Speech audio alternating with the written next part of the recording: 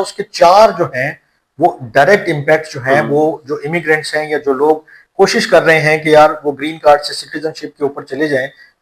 अस्सलाम वालेकुम दोस्तों, मैं फयाज महमूद हूं और हम बात कर रहे हैं अमरीकी नेशनलिटी की। क्योंकि इस वक्त जो सूरत हाल ये है कि ट्रंप इंतजामिया मुख्तलिफ इमिग्रेशन पॉलिसीज का नफाज कर रही है और उन पॉलिसीज को ही वो आगे बढ़ा रही है। अब अगर हम ये कहें कि अमरीकी शहरियत का हसूल मुश्किल से मुश्किल तर करने की तैयारियां की जा रही हैं और इस इमिग्रेशन पॉलिसी के तहत की जा रही हैं, तो ये गलत नहीं है।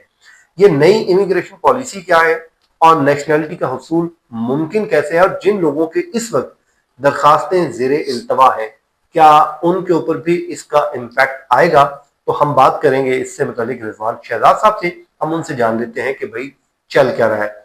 रिजवान साहब, ये क्या मामला क्या चल रहा है कि कैसे अमरीकी शहरियत का हसूल अब मुश्किल हो सकता है और छोटी सी गलती आपका पूरा काम बिगाड़ सकती है? बहुत शुक्रिया फयाज साहब। असल में ये कुछ नई चीजें सामने आई हैं और अगर मैं इसको एक मुख्तसरन आपके सामने इसका खाका खींचूं तो वो कुछ इस तरह है कि जो अमेरिकन सिटीजनशिप के लिए जो नेचुरलाइजेशन के लिए टेस्ट होता था, अब उसको मजीद सख्त करने की तैयारी की जा रही है। ठीक है। उसमें पहले कुछ सवाल पूछे जाते थे, उनके जो जवाबात आप देते थे, मसलन अगर 100 सवालों का एक सेट आपको मिल जाता था कि आप इसमें से तैयारी कर लें, तो उसमें से 10 सवाल पूछे जाते थे।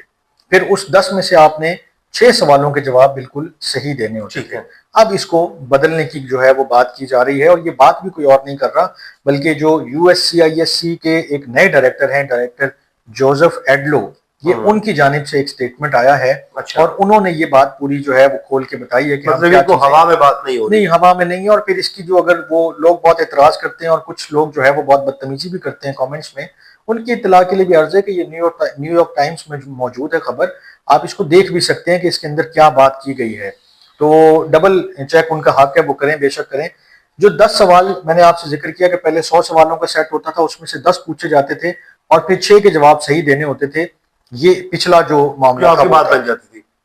अब टेस्ट का तरीकाकार भी बदला जा रहा है। उसके 4 जो हैं वो डायरेक्ट इम्पैक्ट जो हैं वो जो इमिग्रेंट्स हैं या जो लोग कोशिश कर रहे हैं कि यार वो ग्रीन कार्ड से सिटीजनशिप के ऊपर चले जाएं, उनके लिए डायरेक्ट इम्पैक्ट आ सकता है। ठीक है। अब क्या हुआ, अब क्या जो करने जा रहे हैं उसके अंदर जो नई चीज है वो ये करने जा रहे हैं कि इसके सवालों की तादाद को बढ़ाया जाएगा और उसके बाद जो पूछे गए सवालात हैं उनकी तादाद को भी बढ़ाया जाएगा। ठीक है। तो जैसे अगर 10 सवाल पूछे जा रहे हैं तो आपसे 20 सवाल पूछे जाएंगे।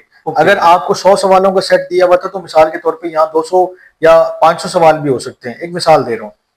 फिर उसमें से आपको अगर 20 सवाल पूछ रहे हैं तो 12 सवालों के जवाब डबल हो जाएगा, जैसे 6 तो 12 हो गए। तो ये उनके जो इंटरव्यू से जो इक्तबासात सामने आए हैं, जो चीजें सामने आई हैं, उसकी बुनियाद के ऊपर ये बात की जा रही है। ठीक है। और वो खुद कह रहे हैं कि ये जो टेस्ट है ये बहुत आसान है, इसमें कोई भी रट्टा लगा के आता है, कोई भी चीजें। अब वही मैं आपसे सवाल पूछने लगा था कि बुनियादी तौर पे ये तब्दीली जो की जा रही है, ये इमिग्रेशन एक बड़ी तब्दीली है इमिग्रेंट्स के लिए, इसकी वजह क्या है? क्या आपको क्या समझ आ रही है? वजह वही जो मैं बताने जा रहा था कि बेसिकली बहुत सारे लोग जो हैं वो इस 100 सवालों को याद कर लेते थे, अच्छे तरीके से तैयारी कर लेते थे।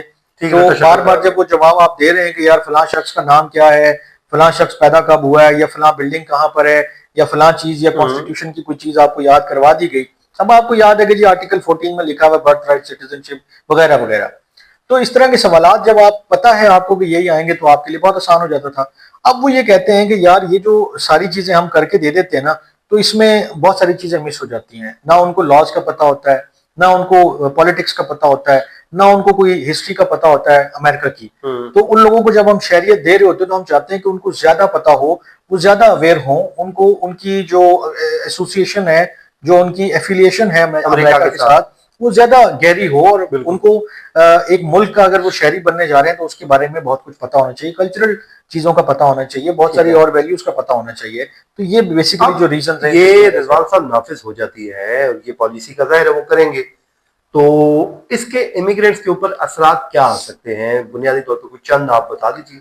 मैं आपके सामने 4 जो है वो जो मुझे समझ में आते हैं वो रख देता हूँ। सबसे पहली बात तो ये कि जो शहरियत का प्रोसेस है वो बहुत मुश्किल हो जाएगा। ये बिल्कुल क्लियर कट है कि अगर ये टेस्ट के तरीकाकार तब्दील होगा तो शहरियत का जो प्रोसेस है वो वाकई बहुत लंबा हो जाएगा। फिर जब ये लंबा हो जाएगा तो जो कम तालीम याफ्ता लोग हैं या जिनकी तालीम का मतलब जो एक यूनिवर्सिटी पास आउट है या जिसने कोई ग्रेजुएशन वगैरह की हुई है, उसका अगर आप कंपैरिजन करें एक ऐसे बंदे से कि जो स्कूल कॉलेज नहीं गया या उसकी तालीम बहुत कम है, तो उस शख्स के लिए ज्यादा मुश्किलात का इजाफा हो सकता है। वो बहुत मुश्किल में आ सकता है कि यार अब मैं क्या करूं। तो ये दोनों चीजें मिला के अगर आप देखें तो पूरा प्रोसेस जो है वो बहुत लंबा हो रहा है, स्ट्रेच हो रहा है और बहुत कॉम्प्लिकेटेड हो रहा है। मतलब पेचीदगी इसमें मजीद बढ़ रही है। उसकी नॉलेज भी ज्यादा होनी चाहिए, उसकी अंडरस्टैंडिंग भी ज्यादा होनी चाहिए। उसको शो करना है कि वो अमेरिका को बहुत अच्छे तरीके से जानता है, समझता है और उसके अंदर इतनी कैपेसिटी है कि वो इस कल्चर में फिट इन हो सकता है और वो इकोनॉमिकली कंट्रीब्यूट कर सकता है। बिल्कुल ठीक है। लेकिन इसका जो इम्पोर्टेंट पॉइंट है, जो इसका सबसे ज्यादा मुश्किल पॉइंट है, जो मुझे लगता है कि बहुत सारे लोगों को अफेक्ट करेगा, कि अगर आप इस टेस्ट में फेल हो जाते हैं तो फिर आपकी सारे सालों की मेहनत जो है वो जाया हो जाती है। और वही बात जो हमने बिल्कुल स्टार्ट में की थी कि आपके ऊपर एक मतलब आप एक एडिशनल प्रेशर आ गया है कि अगर आप ये टेस्ट पास नहीं कर पाए तो आपने जो इतने साल मेहनत की है वो शायद जाया हो जाए। दोबारा आपको टेस्ट कब मिलता है, नहीं मिलता है, उसकी फीसें, उसके मामलात, बहुत सारी कॉम्प्लिकेशंस जो है ना वो सामने आ जाएंगी। तो ये सारे मामलात जो हैं वो मेरे ख्याल में इस सारी एपिसोड को बिल्कुल क्लियरली डिफाइन कर देते हैं कि क्या सूरत हाल है और क्या चीजें किस तरफ को जा रही हैं। चलें जी, ये वो चीजें हैं जो अपडेट्स हो रही हैं, तो हम आपको साथ साथ आपके साथ शेयर कर रहे हैं ताकि आप लोगों के नॉलेज में हो कि ये तब्दीलियां आई हैं। रिजवान साहब और मुझे इजाजत दें जी, अपना बहुत सा ख्याल रखें। अल्लाह हाफिज।